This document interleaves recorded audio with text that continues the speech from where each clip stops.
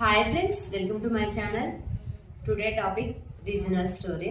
వనద్ద వెనుకట ఒక వ్యక్తి అట కాళ్ళ కిందున్న బండ గరుగ్గా ఉందని, ఎండ కొడితే కాళ్ళు బొబ్బలేకుతున్నాయని, చలి పెడితే శరీరం వణుకుతుందని, కూర్చుంటే కుదురుగా లేదని, పడుకుంటే ప్రశాంతంగా లేదని లోలో బాధపడుతూ ఈ అంతటికి కారణం ఈ బండే అని ఫీల్ అవుతూ, ఎక్కడో ఉండకుండా ఎంతో అందంగా ఉందని, అక్కడున్న వాళ్ళు ఎంతో అదృష్టవంతులని భ్రమపడుతూ, వెళ్తే అక్కడికే వెళ్ళాలని ఆశపడుతూ ఆశ్రమించిన ఈ గూడును వదిలి అయిన వాళ్ళను కాదనుకొని కానరాని గూడానికి చేరాలనే ఆతృతలో కరుకైన రాళ్ళన్నీ కాళ్ళల్లో కత్తులై కోస్తున్నా, ఎదురుగా వచ్చే గాలులు వీపులో వణుకు పుట్టిస్తున్నా, కోరి వస్తున్నాను కదా అని కొత్త కష్టాలని చెవి చూసినా తీరం చేరాక కానీ అర్థం కాదు.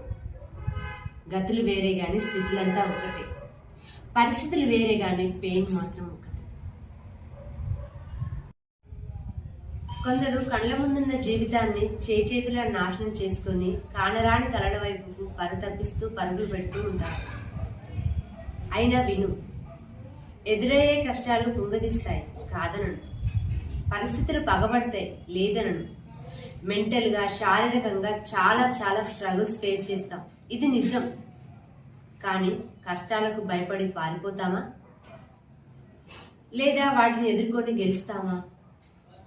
జీవితం ఎప్పుడు సాఫీగా ఉండదు మిత్రమా. రోజు అస్సలు ఒకేలా ఉండదు.